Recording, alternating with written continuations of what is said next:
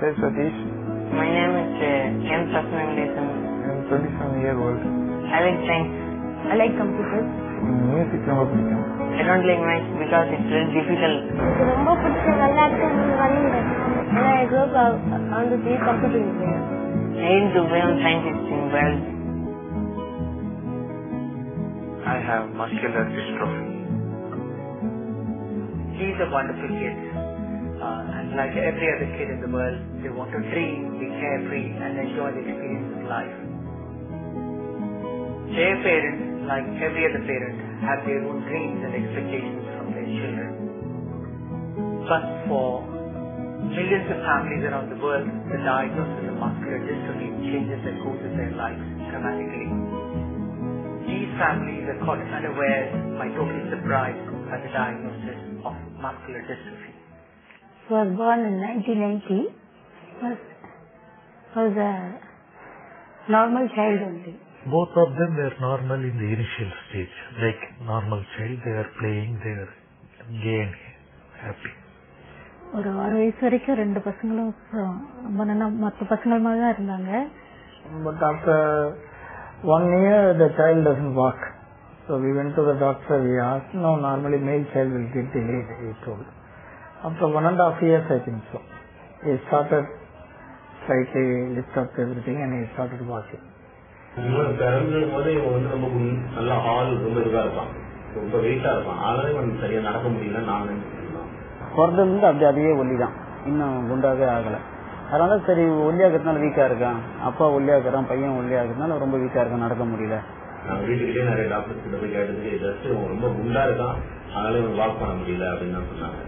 After 5 to 5.5 years, he needs some help to stand. And by 6th year, my first son was finding it difficult to get up and walk also. And climbing staircase was also difficult. Somebody has to hold him. And by the time my second son attained that age, he was also having the same problems. But now my second child also affected fully. So now he stopped walking from last week onwards. He is unable to walk without any support. Support also, he is walking only 500 meters to 600 meters only. Most of these parents have never heard of muscular dystrophy until their children were diagnosed with it. Dystrophy is the absence of protein in the muscles of the boy, patient. So whatever intake of proteins, it is not absorbed in the muscles.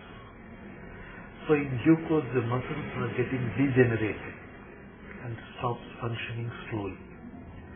The limbs are become motionless, and for everything they have to depend on others. There are several different kinds of muscular dystrophies, and they all relate to changes in different little parts and building blocks of muscle cells. And the type of muscular dystrophy that we are working with primarily right now and doing clinical research is a muscular dystrophy called Duchenne muscular dystrophy. These children who are diagnosed to have muscular dystrophy are quite normal at birth, and they start walking maybe by about a year to 18 months of age, like any other child, and appear to be progressing normally until they show symptoms of slow walking or having difficulty in getting up from the floor as they get older. Muscular dystrophy is a devastating disease which actually involves weakening of muscles all over the body as the child gets older and older. And by the time they get to about 9 or 10 years, they find it hard to walk, because of which they end up being on the wheelchair. Over the course of the next 3, 4, 5 years, the children slowly become weaker in their arms, find it harder to lift their hands and perform tasks like other children. Given few more years, they start getting problems with their heart because the heart muscles become weaker. They have difficulties with their breathing muscles because the chest muscles become weaker, and they also develop deformities or chest and spinal deformities because of the muscle imbalance or muscle weakness. The one of the biggest problems with why these children develop muscle weakness is because they lack a particular protein called dystrophin. This protein is made in the body, in all the cells of the body, due to the presence of a gene called dystrophin gene, and this gene is lacking in many of these children with muscular dystrophy, and therefore it's a genetic disease which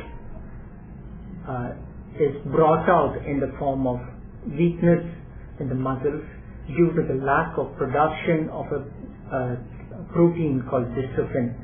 So far, muscular dystrophy had no treatment. Even in Europe, even in the US, nobody cured anyone.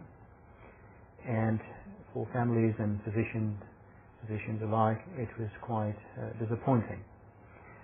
Nowadays, we got several successes in terms of therapies based on three main approaches. The first approach is what we call gene therapy. That is, in lay terms, trying to fix up each gene which is faulty or defective. Now the second approach is based on the so-called cell therapy. That is a therapy aimed at restoring to some extent the gene production of dystrophin, but by providing the muscle with new cells. The third approach is more classical in a way, and is based on pharmacology, that is, simple medications or medicines used in a traditional way. And all of this is progressing sort of in tandem. There are people working on the curative gene therapy. There are people that are working on delivery techniques, and there are people that are working on pharmacologic drug therapies the way the Synergy Group is.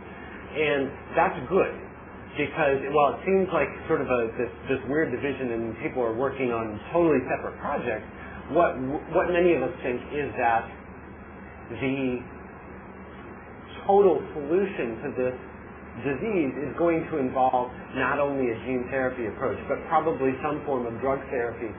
What's very difficult about this disease is the fact that the child is very much aware of his disability, because the brain or the mind is not affected in this disease at all.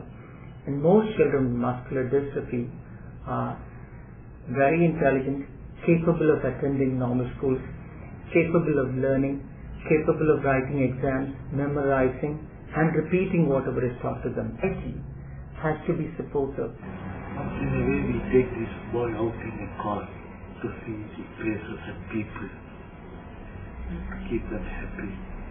I have provided assembled computer set for him to, he is the world for them. 94 அப்புறம் பெரிய பையன் வெளியிலேயே போனேன். சும்மா வெளியே ஒண்ணுமே தெரியாது. வீட்டுக்குள்ளேயே ஒரு 6 years ரொம்ப சஃபர் பண்ணினோம்.